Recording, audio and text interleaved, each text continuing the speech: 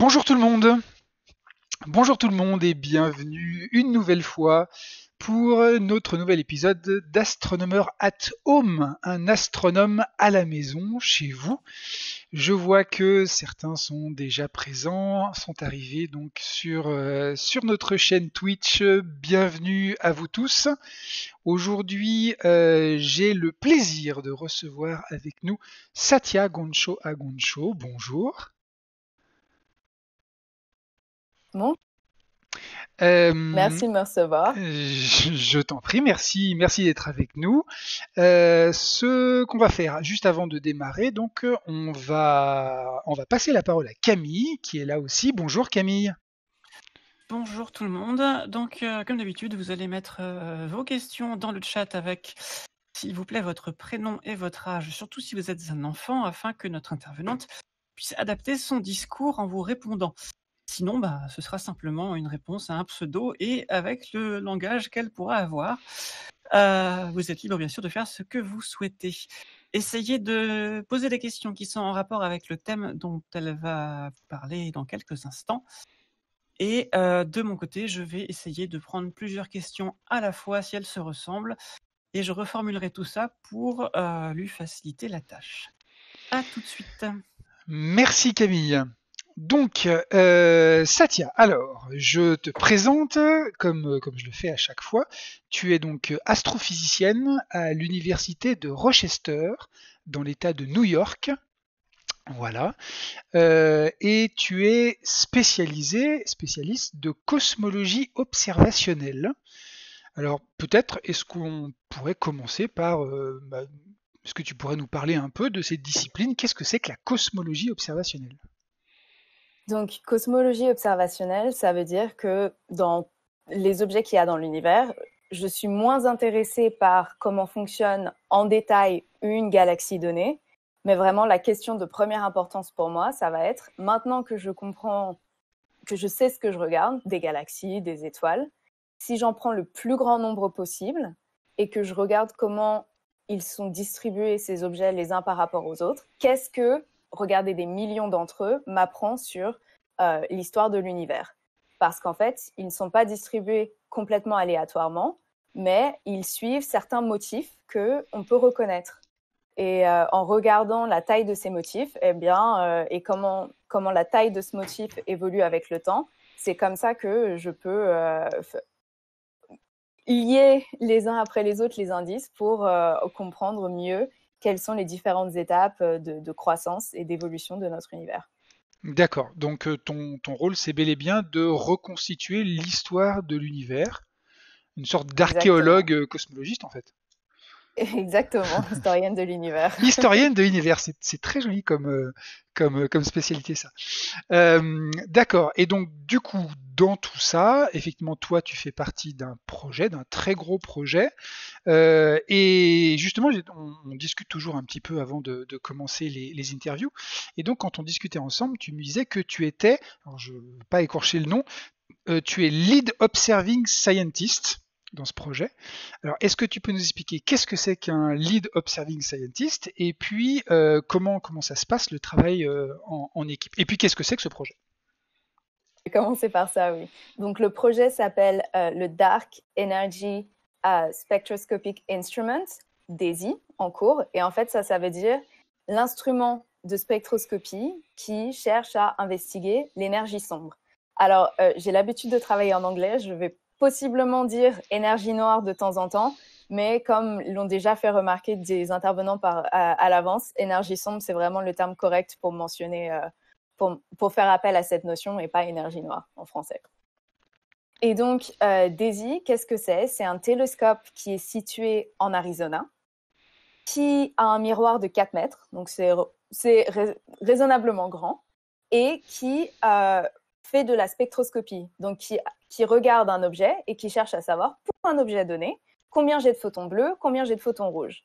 Mais au lieu de regarder un objet à la fois, DESI va regarder 5000 objets à la fois.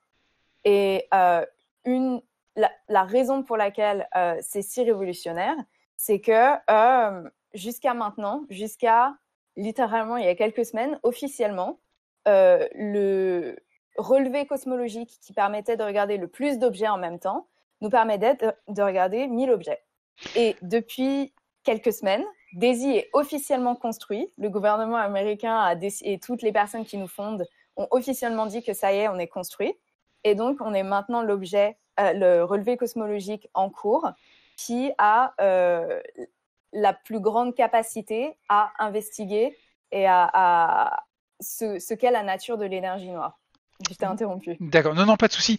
Je voulais juste apporter une petite précision parce que tu nous parles d'objets. Tout en tu dis on va regarder des objets, on peut voir 5000 objets. Alors, est-ce que c'est des astéroïdes? Est-ce que c'est des planètes? Est-ce que c'est des étoiles? C'est quoi comme type d'objet que vous regardez avec DAISY? Alors, on s'intéresse aux galaxies et aux quasars, qui sont des noyaux de galaxies actifs.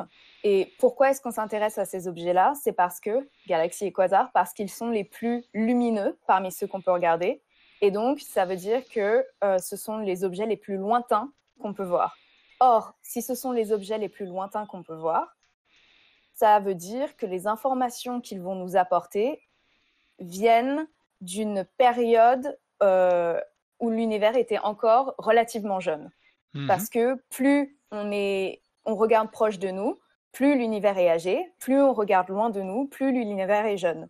Et donc, ce qu'on cherche à faire vraiment, c'est de regarder le maximum de galaxies et de quasars et d'objets, tout simplement n'importe quoi qu'on peut voir, qui est suffisamment loin de nous pour pouvoir apprendre des choses sur cette époque.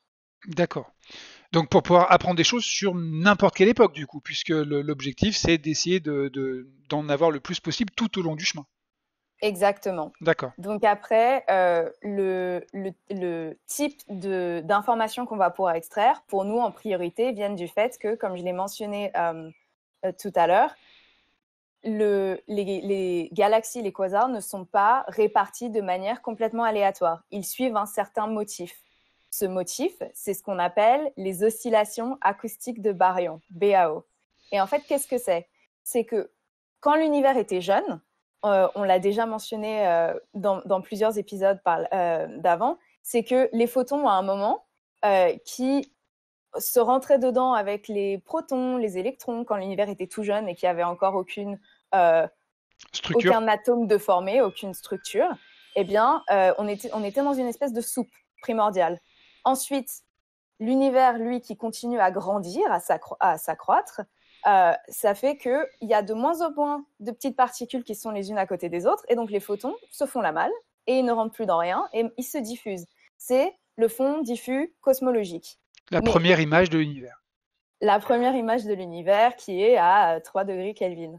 Maintenant, l'autre côté de ce phénomène, c'est que les protons, les électrons, toute la matière normale et la matière noire, maintenant, n'a plus cette pression vers l'extérieur des photons, et donc, elle se gèle.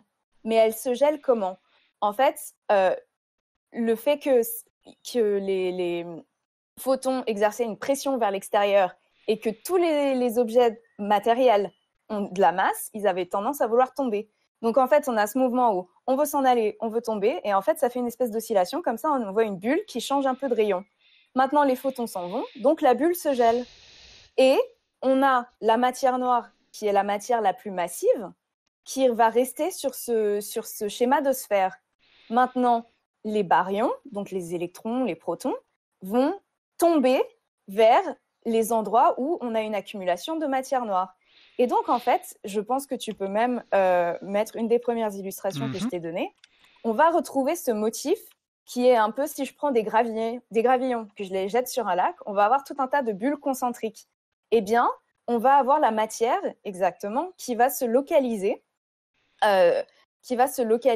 à ces surdensités, à ces agglomérations de matière noire.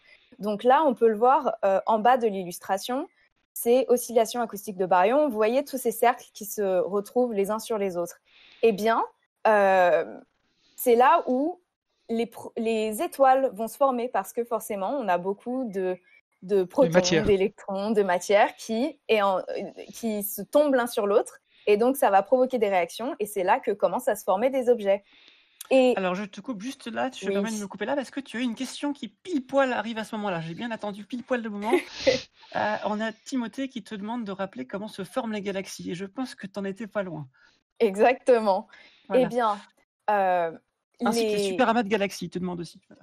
Eh ben, tout part des premières particules, des premiers amoncellements de lumière qui vont se créer. C'est d'abord les étoiles. Donc, si on a suffisamment de protons et d'électrons et qui sont dans une très petite surface, il y a suffisamment de densité pour que des réactions nucléaires se créent. Donc, c'est les premières étoiles. Et puis, les structures massives vont continuer à tomber les unes sur les autres. Et plus ça se concentre, plus on va avoir forcément des structures de plus en plus grandes. Et donc, une galaxie, c'est beaucoup d'étoiles ensemble. Un amas de galaxies, c'est beaucoup de galaxies ensemble. Donc, d'abord se créent les premières galaxies, les premières étoiles qui tombent les unes vers les autres sur ces schémas, comme on peut le voir, de matière noire. Et puis, au fur et à mesure où plus d'entre elles se retrouvent à proximité, on a des structures plus complexes, comme les galaxies, puis les amas de galaxies, puis les super amas de galaxies qui se créent. D'accord. Et donc, toi, quand tu cherches tout ceci, est-ce que tu t'attends à trouver des galaxies sur ces formes rondes, ou est-ce que c'est plus compliqué que ça? Alors, d'un premier point de vue, oui, exactement. Je m'attends à les trouver sur ces motifs, mais c'est plus compliqué que ça. Donc, en fait, quand l'univers était jeune, on a dit que ce motif concentrique, ce motif rond-là, a une taille donnée qui ne change plus maintenant. Et elle ne changera que parce que l'univers est en expansion. Donc, la taille de ce motif ne va changer que en fonction de la vitesse d'expansion de l'univers. Maintenant, comme quand on a un motif, ensuite on peut broder dessus. Donc, il faut arriver à distinguer quel est le motif sous-jacent et quelles sont les petites disparités qui ressemblent un peu à broder dessus.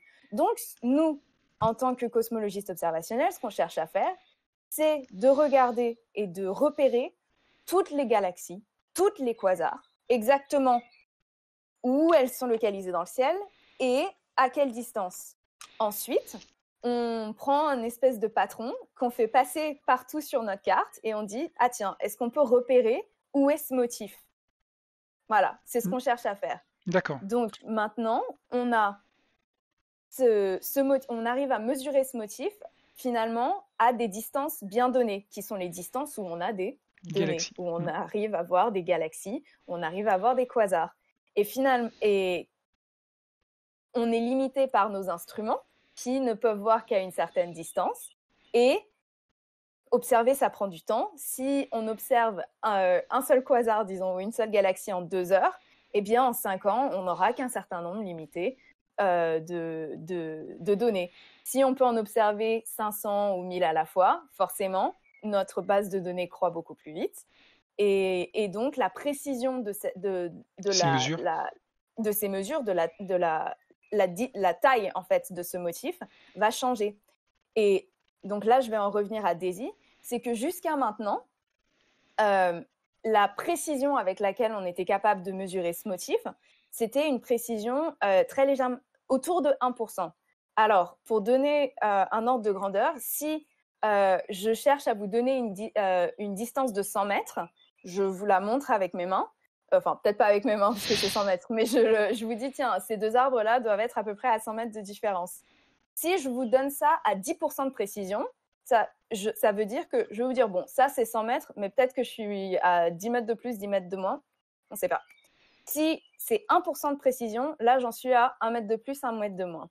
Et jusqu'à maintenant, tous les relevés cosmologiques, ce qu'on appelle de niveau 1, niveau 2, niveau 3, donc le niveau 3 c'est le plus avancé, ne nous ont permis d'arriver dans notre compréhension que jusqu'à 1% de précision. DAISY, qui est donc le relevé cosmologique pour lequel je travaille, est le premier relevé cosmologique de l'histoire qui nous permet d'arriver à bien en dessous de 1 degré de précision. On en 1%. est à % de précision, 0,2 à 0,7 en fonction de la catégorie d'objets, galaxies ou quasars qu'on regarde. Et donc, c'est pour ça que, là, depuis quelques semaines, on est donc le relevé cosmologique le plus avancé et on n'a plus qu'une envie. Maintenant, c'est d'aller sur le ciel, de prendre des données et de pouvoir commencer notre exploitation à temps plein. D'accord, parfait. Merci beaucoup. C'était passionnant de t'entendre raconter tout ça. Je vois qu'il y a plein de questions qui sont tombées dans le chat. Ouais. Alors maintenant, ce que je te propose, hein, c'est qu'on va essayer de faire des questions pas trop longues, des réponses pas trop longues pour essayer que tout le monde puisse poser un petit peu ses questions, qu'on soit pas trop à l'arrache sur la fin de notre rendez-vous. Camille, qu'est-ce qu'on a comme question? Alors, j'ai déjà une question d'ordre technique, enfin de l'ordre instrumental, pardon. Attendez, j'ai un petit... Voilà, c'est bon, c'est réglé. C'est Didier qui te demande comment fonctionne DAISY. Est-ce que c'est un spectroscope à fibres?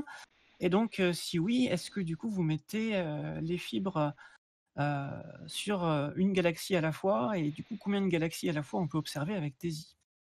Alors, DAISY, en effet, c'est un spectrographe en français, oui, ça doit être ça, un Oui, spectrographe qui multi-objets. À savoir, on a 5000 fibres optiques qui sont pointées sur une surface qui couvre une surface de 3 degrés carrés du ciel et qui vont chacune individuellement récolter la lumière soit d'une galaxie, soit d'un quasar.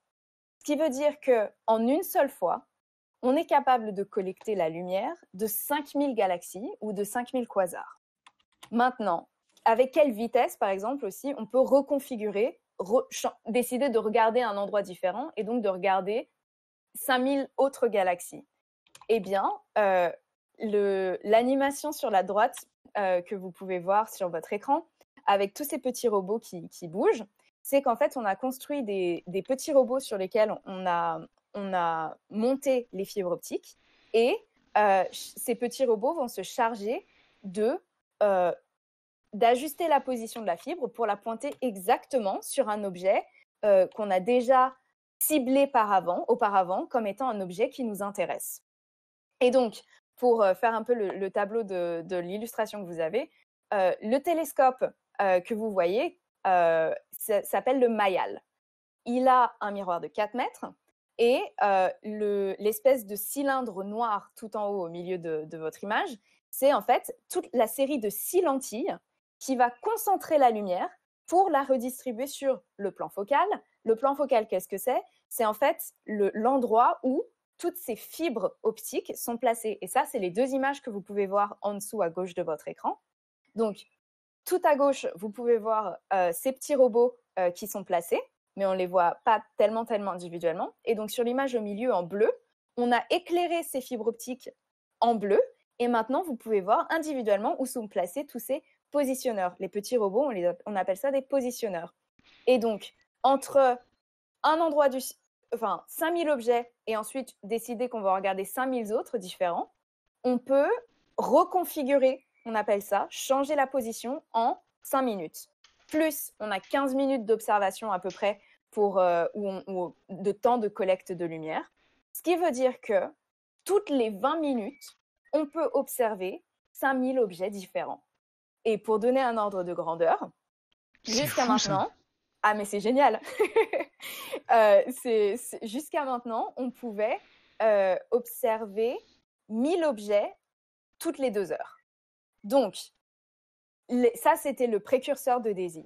Donc, pour donner une idée, en fait, toutes les données que le précurseur de DAISY a collectées en 5 ans, a mis 5 ans à prendre, nous, avec DAISY, on va mettre moins de 5 mois à les prendre.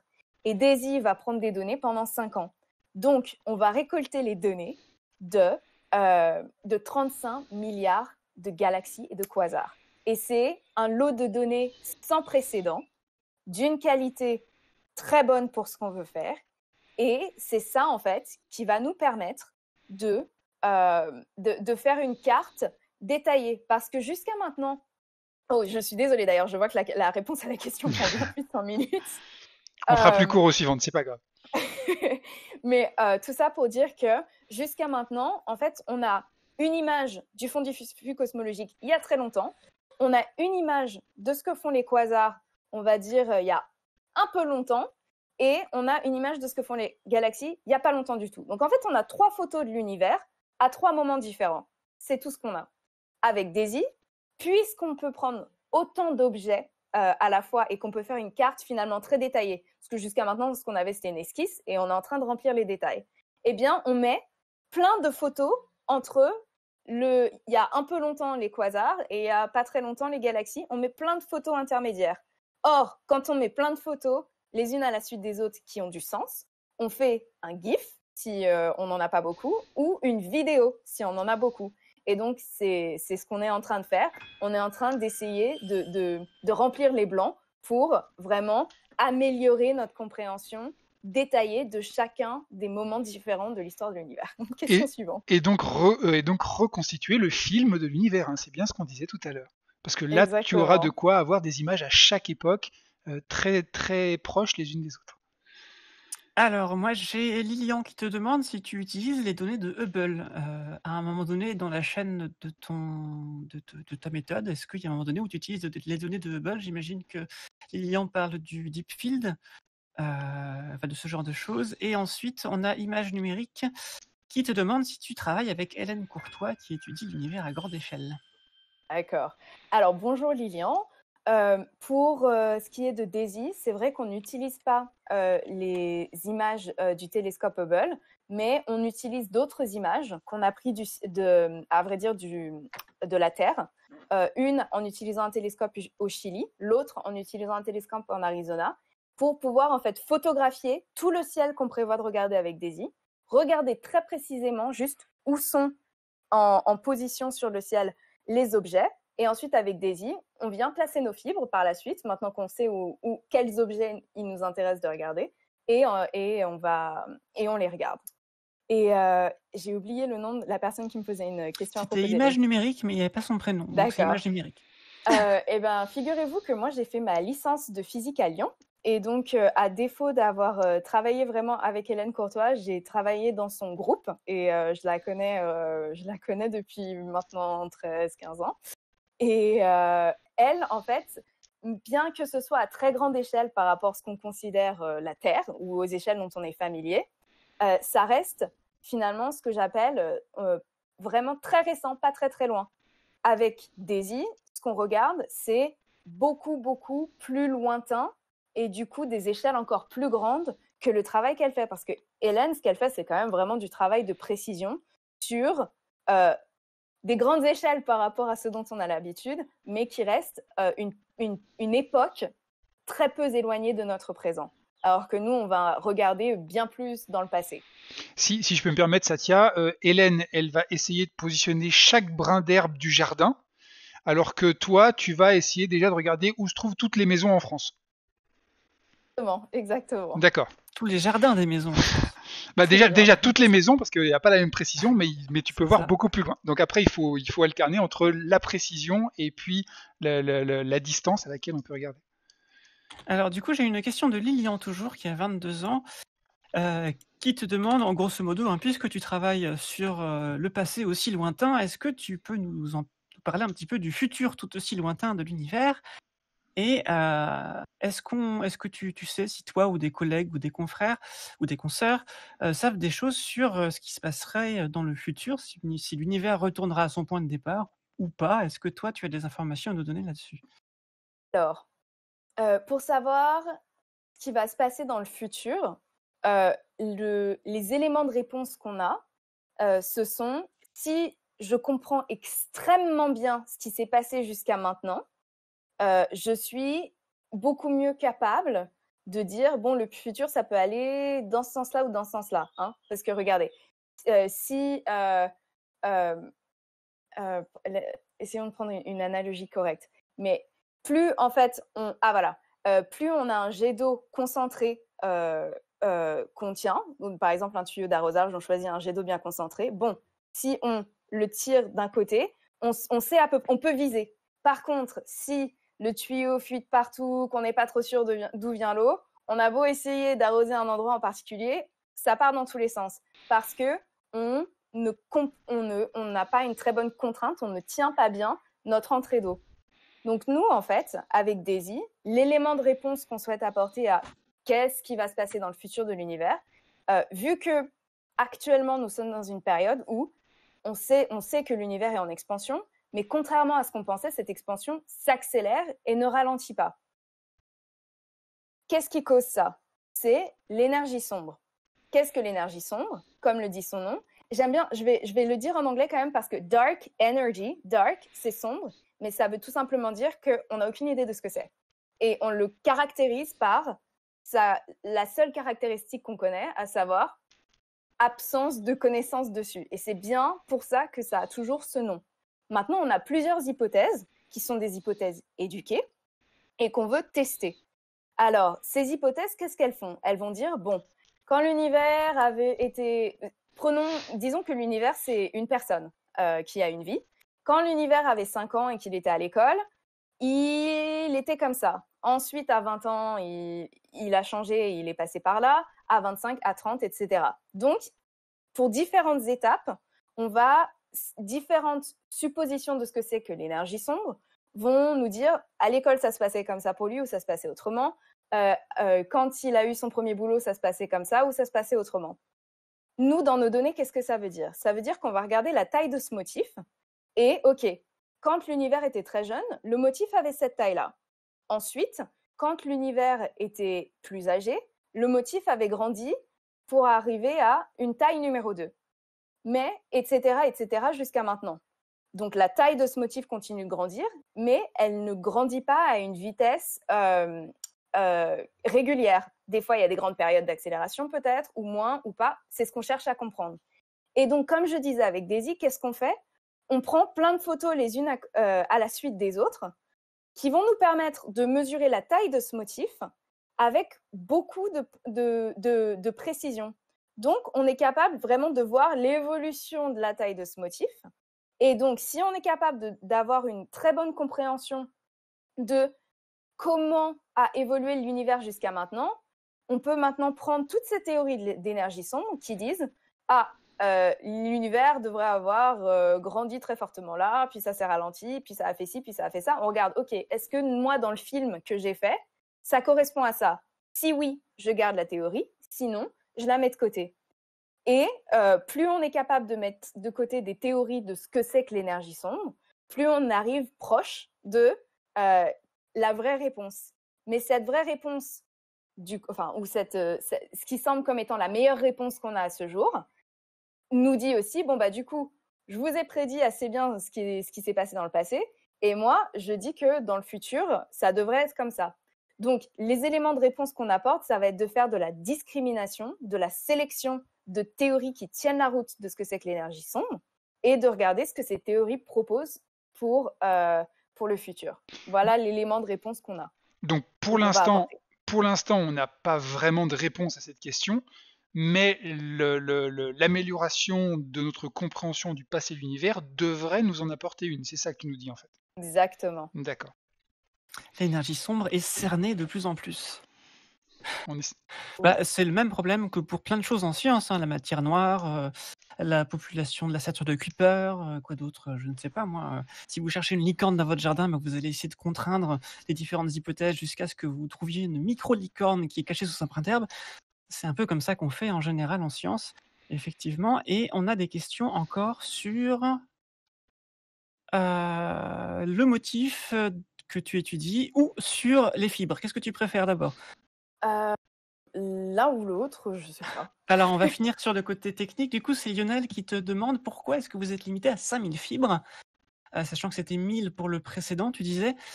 Pourquoi 5000? Pourquoi pas 6? Est-ce que c'est des limitations techniques ou budgétaires?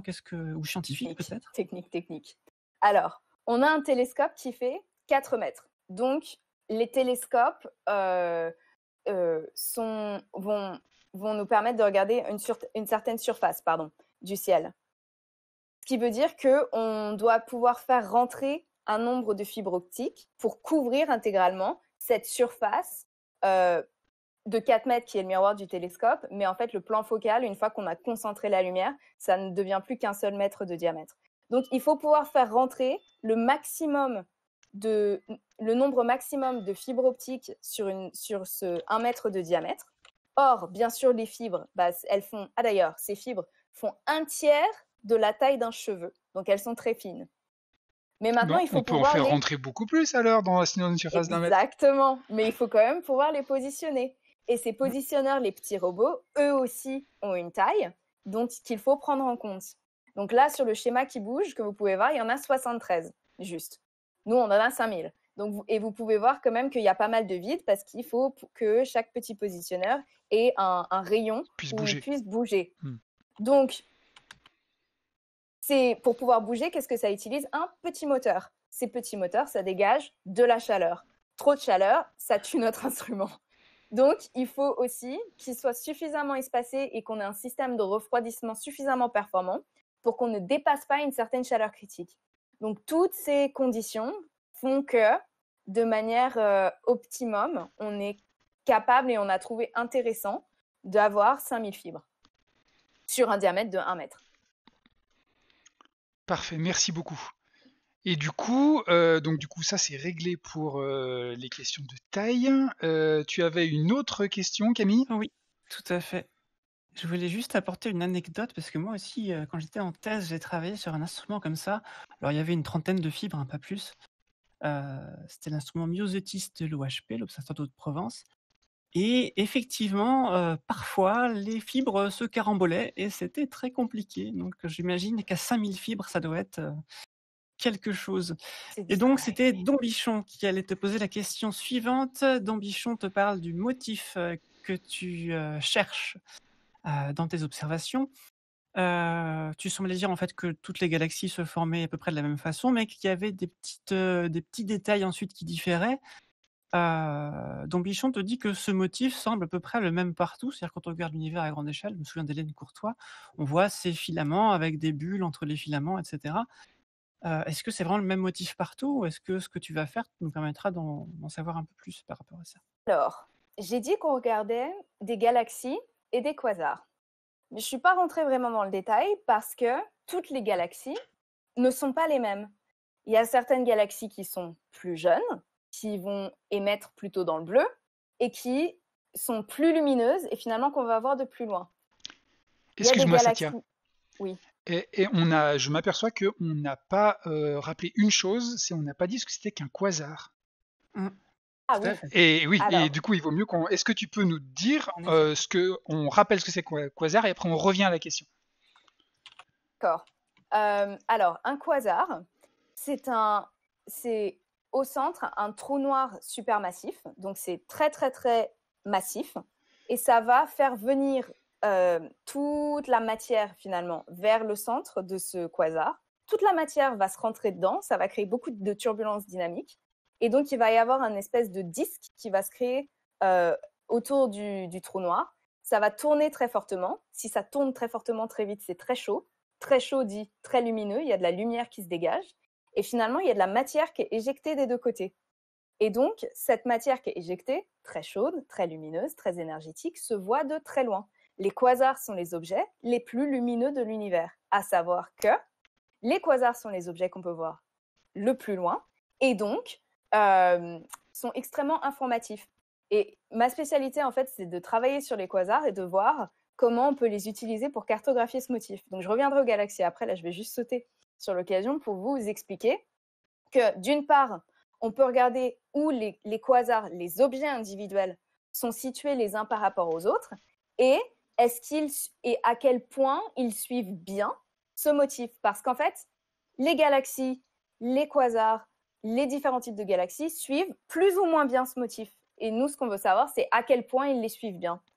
Et donc, on peut utiliser les quasars pour ça. On peut faire cette carte et dire, OK, est-ce que ça suit à 100% exactement, très précisément ce motif de matière noire ou un peu moins? C'est une première manière d'utiliser les quasars. Et c'est aussi comme ça qu'on utilise les galaxies. Par contre, les quasars ont une autre capacité formidable, c'est que puisqu'ils sont si lumineux, ils nous permettent de voir le gaz intergalactique. Et en fait, ce gaz intergalactique est froid, donc il n'émet pas de lumière. Donc sans quelque chose d'intermédiaire qui nous permet de le voir, on n'est pas vraiment au fait de ce gaz intergalactique, particulièrement s'il est loin de nous. Ce gaz fuit aussi les motifs de matière noire, mais puisqu'il est plus diffus, plus léger, il le suit moins fortement. Donc, comme je disais, on a le motif de base et ensuite on peut broder dessus un peu, c'est plus diffus autour. Ça, c'est ce gaz. Mais ce gaz,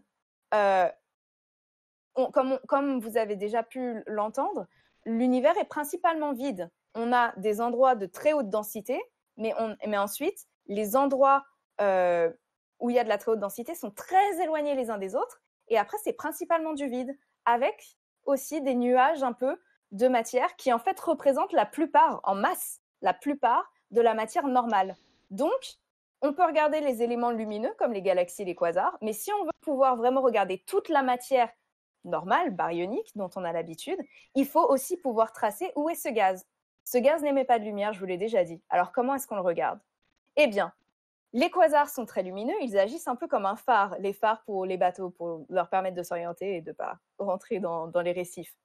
Eh bien, ces quasars vont illuminer le gaz intergalactique, et de la même manière que, par exemple, le Soleil va être un peu filtré par l'atmosphère.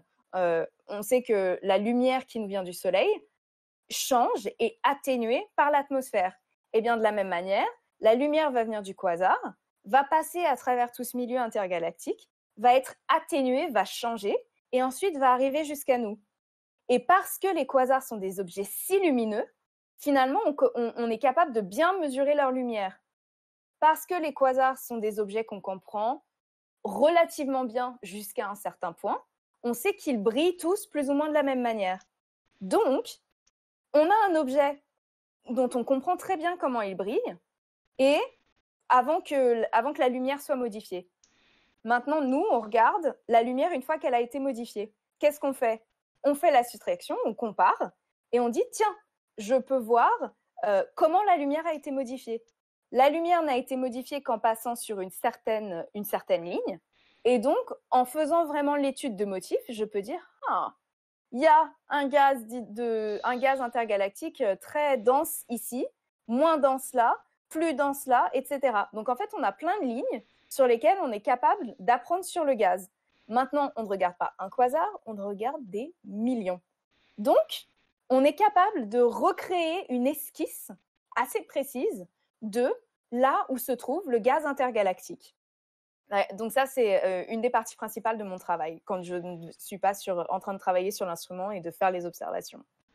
Et donc ça, c'est aussi du fait de certaines limitations techniques et du fait que les quasars sont très lointains, ça nous donne sur des distances assez grandes, assez lointaines. C'est la distance intermédiaire, quand l'univers était quand même relativement jeune. Maintenant, on en vient aux galaxies. Les galaxies sont de plusieurs types, on les considère dans notre schéma d'observation de plusieurs types. Les galaxies plus jeunes, qui ont plus d'étoiles qui sont en train de se former, elles sont bleues, et on les voit de plus loin. Et ensuite, il y a des galaxies qu'on voit qui sont de manière générale plus proches de nous, qui sont plutôt rouges parce que elle est plus âgée, cette galaxie. Et donc, les étoiles sont un peu plus fatiguées, la lumière est plus distendue, plus rouge. Et donc, on a comme ça ces différents types de galaxies. Chaque différent type de galaxie, chaque quasar, chaque différent objet qu'on regarde, ou traceur, parce qu'il trace ce motif, chaque traceur trace plus ou moins bien ce motif. Et donc, on va chercher à comprendre comment chacun trace ce motif. Et ensuite, on va mettre ces informations ensemble pour reconstituer notre compréhension de vraiment quels sont tous les éléments de la carte. Si je voulais faire une comparaison, je dirais, prenons Monsieur l'Univers, comme s'il était un monsieur, et maintenant on prend une photo de lui tout d'abord. Ok, il a une tête, des pieds, des jambes. Maintenant, on se dit, tiens, je vais faire une radio. Donc, on va voir la structure osseuse. Et je vais faire une échographie, une IRM, etc. Et je vais tracer le système veineux, le système nerveux. Tous sont organisés plus ou moins selon le même motif, parce qu'on a toujours les membres principaux, la tête, le tronc, les bras, les jambes. Mais les os vont être plus concentrés et plus centraux.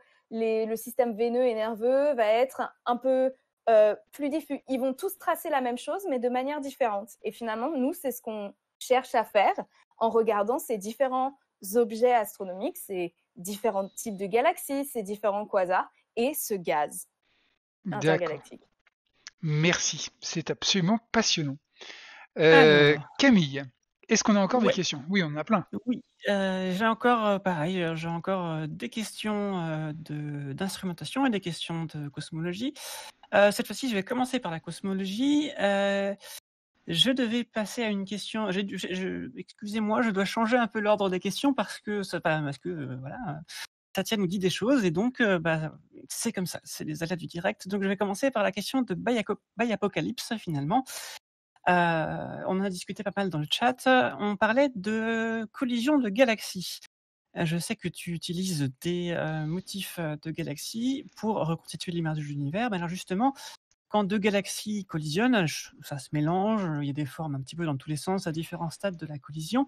Est-ce que ça pose des problèmes si dans ton tas de galaxies, il y a des collisions de galaxies qui pourraient fausser la donne? Je sais pas, est-ce que ça pose des problèmes? Alors, je vais juste corriger quelque chose dès maintenant. C'est pas vraiment un motif de galaxie que je regarde, c'est un motif sur lesquels vont venir se placer les galaxies. Et donc, l'élément qui est important là-dedans, c'est est-ce que la galaxie est sur ce motif ou non? S'il y en a deux les unes à côté des autres, pour nous, ça reste toujours des données intéressantes qui est ces galaxies sont toutes les deux sur le motif, ou bien elles n'y sont pas. Elles sont toutes les deux l'une sur l'autre, etc. C'est Donc si une elles collisionnent, ça change pas question. grand-chose, elles sont au même Voilà. endroit. Pour nous, si elles collisionnent, ça ne change pas notre information. Et alors là, je vois quelqu'un qui dit, mais c'est quoi ce motif? Oui, Ce motif, du coup ça tombe c'est bien. si tu peux juste remettre l'animation de Bien la sûr. chronologie de l'histoire de l'univers. Merci beaucoup.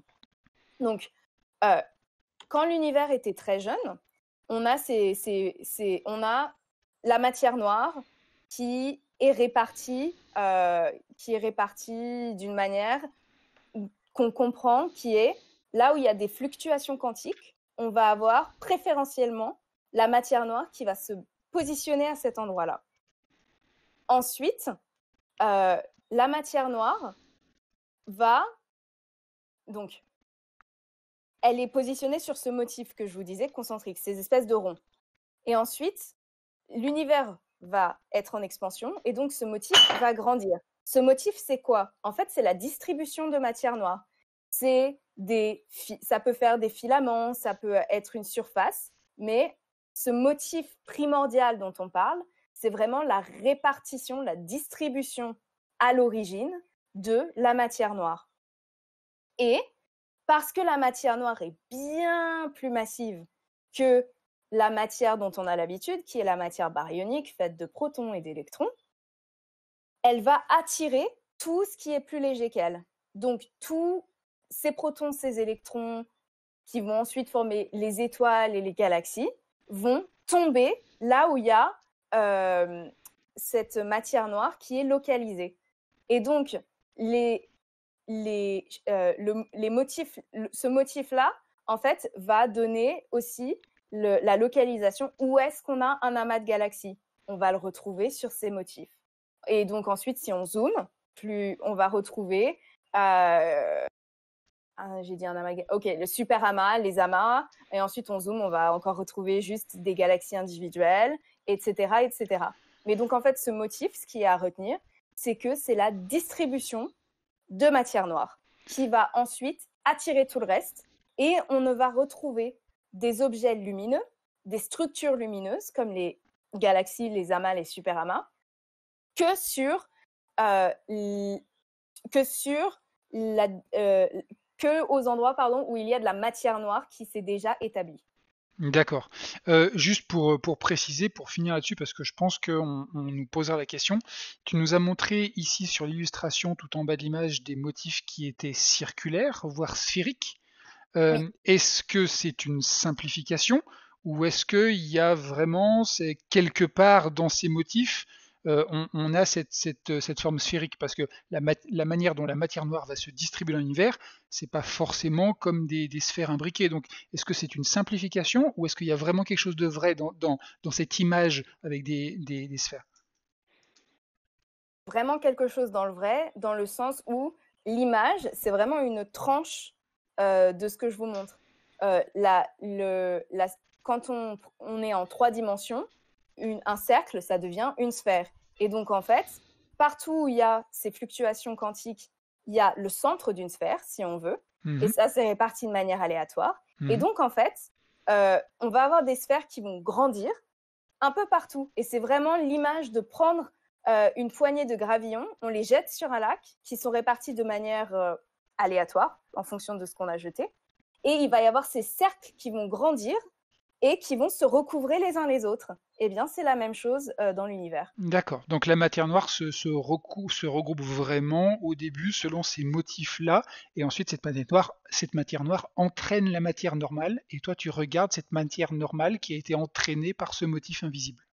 Exactement. En fait, on utilise la matière normale comme un indicateur, comme preuve que c'est là aussi où il y a de la matière noire. D'accord. Camille, alors je fais un peu le maître du temps, il est moins quart, donc il nous reste encore un quart d'heure.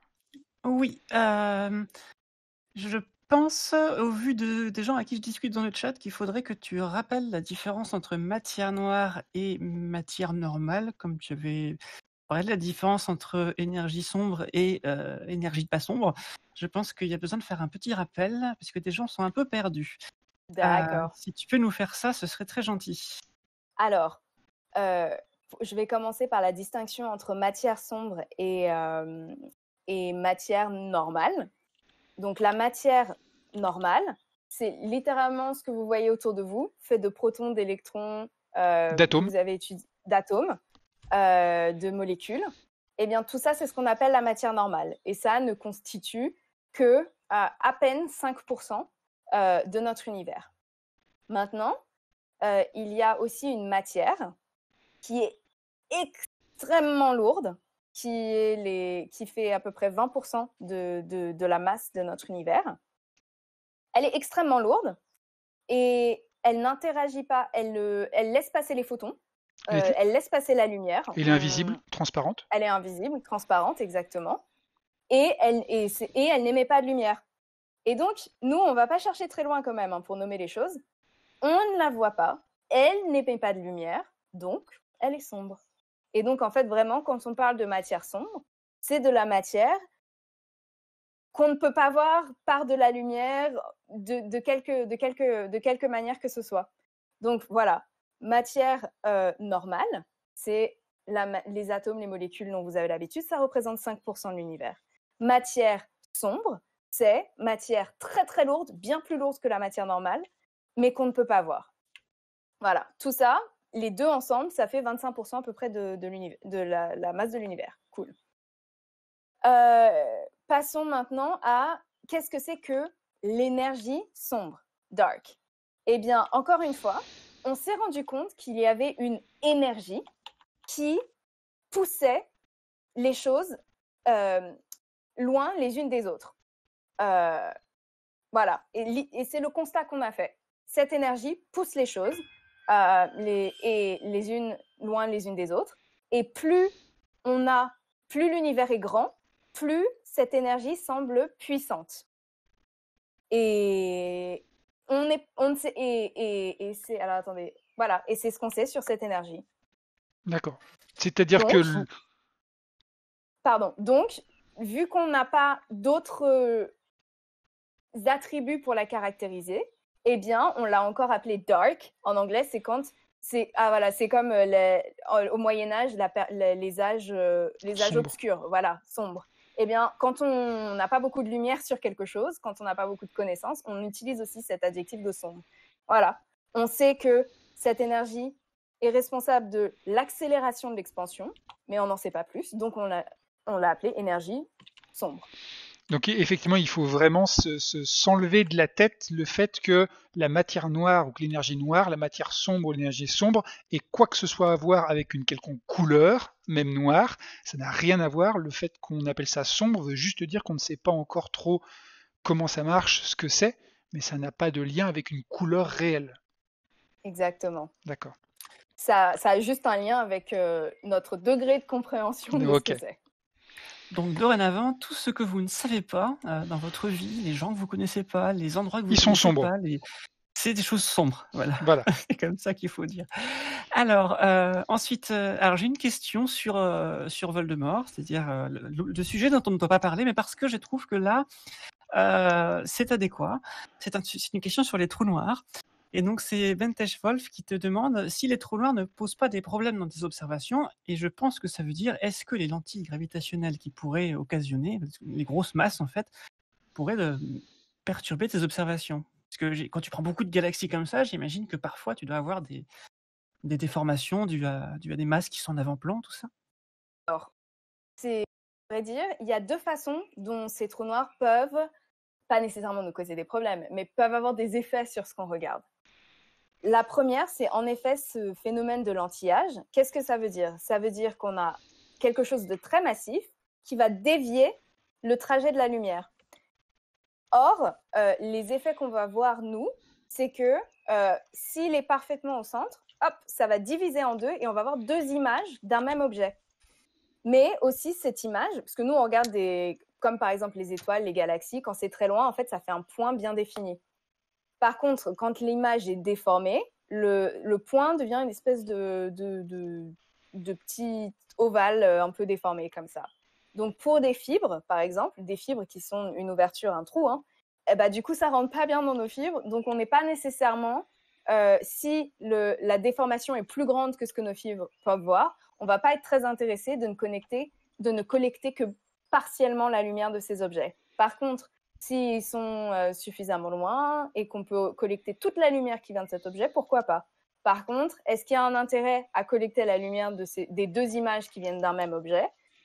Si on peut le faire avec suffisamment de précision, peut-être. Mais c'est une étude plus astrophysique pour comprendre vraiment la physique et le fonctionnement de l'objet qu'on regarde, si c'est un quasar ou une galaxie. Mais ça ne va pas être une information si intéressante d'ordre cosmologique qui va pouvoir nous aider à construire cette carte. Donc c'est intéressant, mais pas nécessairement de priorité pour nous.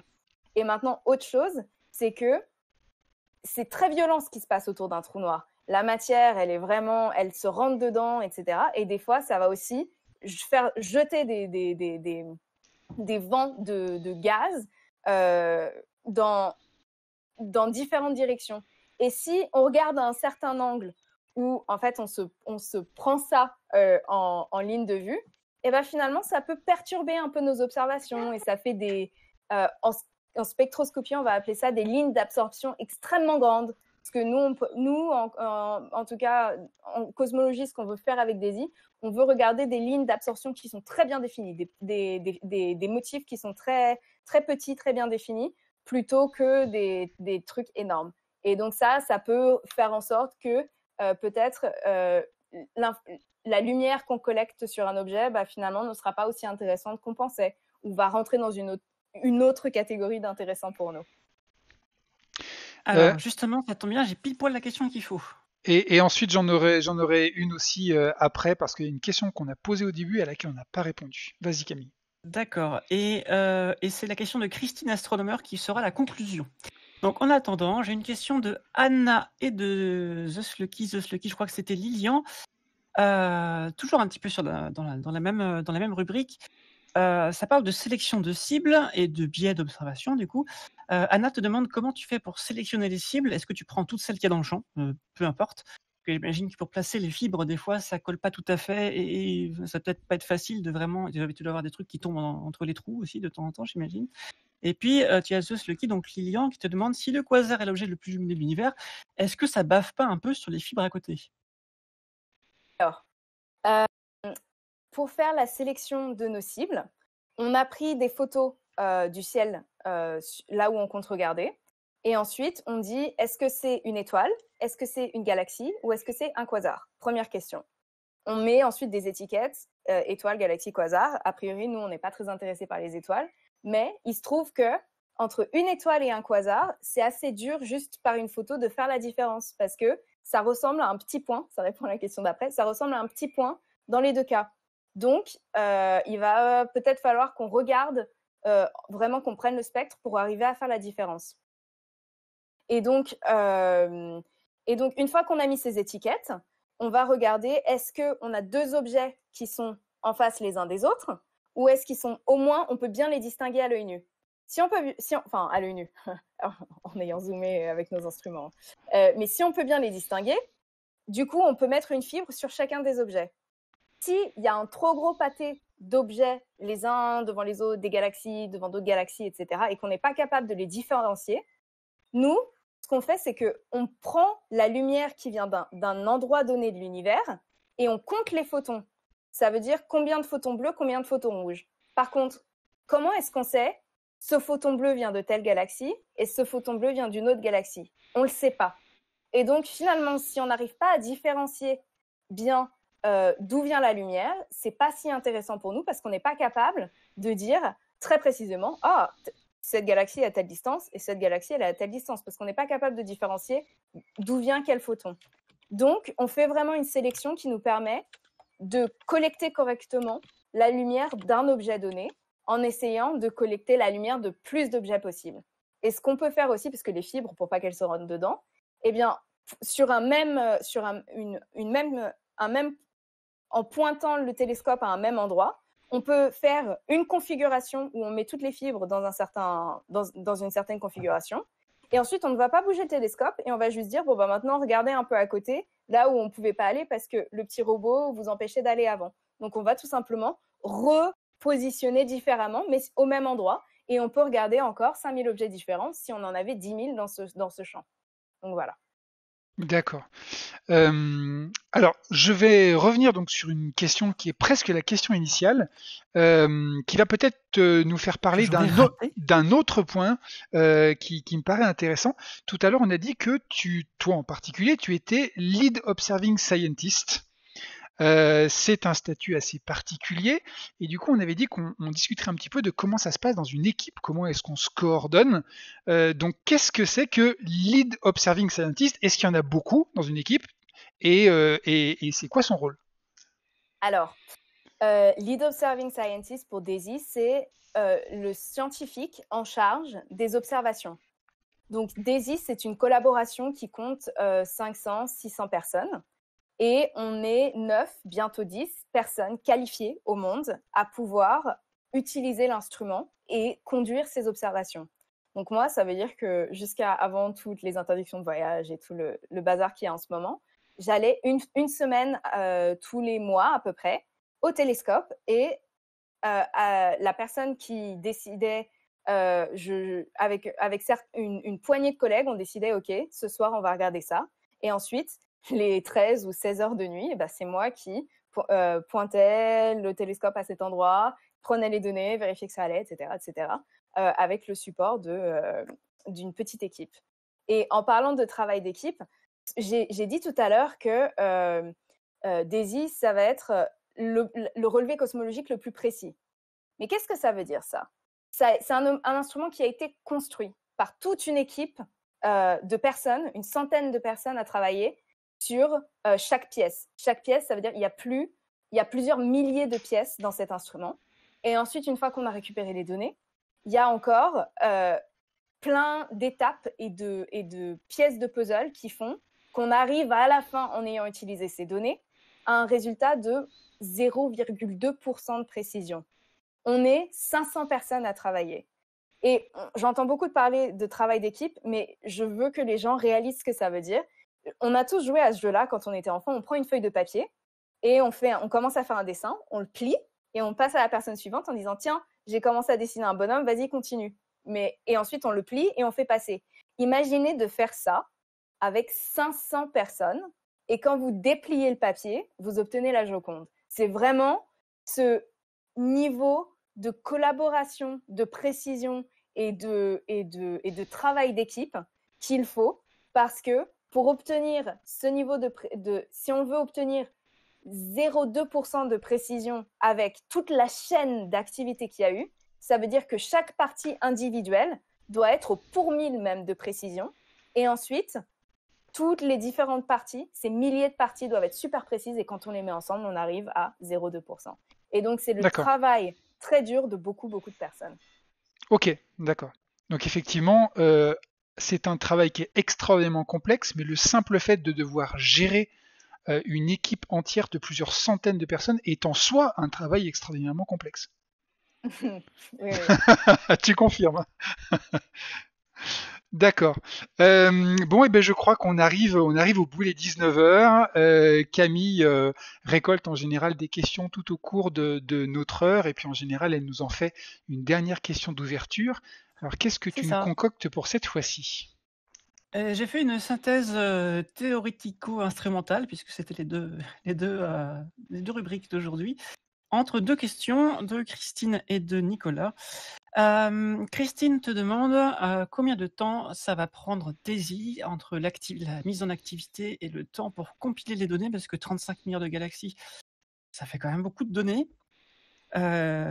Et ensuite, Nicolas te demande, est-ce qu'avec tout ça, on va mieux comprendre l'énergie noire? Alors, on va prendre des données pendant 5 ans. Et ensuite, je pense qu'il faudra peut-être encore 1 ou 2 ans à la fin pour en tirer les résultats principaux. Et pour répondre à la question, est-ce qu'on va mieux comprendre l'énergie noire? Oui. Et pourquoi? Parce qu'on est le premier relevé cosmologique à pouvoir regarder, vraiment faire la carte précise et en détail de ce qui s'est passé dans l'univers quand l'énergie noire finalement s'est allumée et est devenue bien plus puissante et a commencé vraiment à influencer la dynamique et l'évolution de l'univers. Donc, s'il y a quelque chose à voir, en tout cas, eh bien, nous le verrons les premiers. D'accord. Et ben du coup, on se donne rendez-vous dans 7 ans à peu près, c'est ça? Avec plaisir. Pour voir un petit peu les conclusions de tout ça. Alors, tu disais, hein, 5 ans d'acquisition, 2 ans pour les premiers résultats, mais c'est loin d'être terminé. Ensuite, il y a, en général, je sais que c'est plutôt une dizaine d'années au moins pour arriver à tout faire, à tout publier, à tout travailler. Alors, nous, on va rendre public nos données tous les ans Mhm. pendant ces 5 ans. Donc, en D'accord, fait, les premiers résultats vont arriver 1 an et demi, 2 ans après qu'on se soit mis en marche. Et d'accord, on va publier nos résultats tous les ans jusqu'à, je pense, 1 ou 2 ans après qu'on ait fini d'observer. d'accord. Ok. Bon, ben en tout cas, c'est un projet qui est absolument fascinant, que évidemment on suivra avec une grande attention, que ça soit au planétarium de Vaux-en-Velin pour en discuter, mais avec tout le monde aussi sur les réseaux sociaux. Euh, on peut d'ailleurs donner sur Twitter le arrobase de la collaboration DAISY, parce qu'on peut vous suivre aussi. Oui, absolument. Alors, c'est le Twitter et le Instagram. C'est DESI @DaisySurvey, @DaisySurvey, pardon. D'accord. Et du coup, comme ça, on se tiendra régulièrement au courant des avancées de tout ça. Merci beaucoup Satya d'avoir été avec nous. C'était absolument passionnant tout ce que tu nous as raconté. Euh, on est vraiment C'était très, avec plaisir et franchement, merci beaucoup de l'invitation. on est vraiment très très heureux d'avoir pu discuter avec toi. Merci Camille, évidemment, d'être toujours avec nous. Merci à vous de venir et puis d'être toujours aussi fidèle au poste. Une dernière petite information, je vous propose donc que l'on se retrouve vendredi, à chaque fois j'annonce un petit peu, et donc vendredi, eh bien, nous recevrons Monsieur Usan. Nous en resterons sur la cosmologie, mais cette fois-ci, les questions que on vous interdisait de poser jusqu'à maintenant, eh bien ça y est, vous allez pouvoir les poser. Vous pourrez poser toutes vos questions sur l'univers avant, après, pendant. Donc on aura une vision plus générale. Chaque intervenant apporte un petit peu sa pierre. C'est vraiment passionnant de voir que, j'espère en tout cas qu'à la fin, on aura pu faire le tour à peu près de toutes les questions possibles et imaginables, de faire peut-être un tour de la science actuelle et aujourd'hui. En tout cas, c'est bien l'objectif de ce projet. Camille, est-ce que tu veux rajouter quelque chose? Oui, merci à toutes et à tous pour les questions que vous avez posées. Merci à notre intervenante Satya, qui a été très claire, très pédagogique, je trouve, et passionnante. On Et est d'accord. puis, si vous avez des questions sur les domaines interdits qui sont les trous noirs et la cosmologie avant le Big Bang, gardez-les bien pour la prochaine fois, du coup.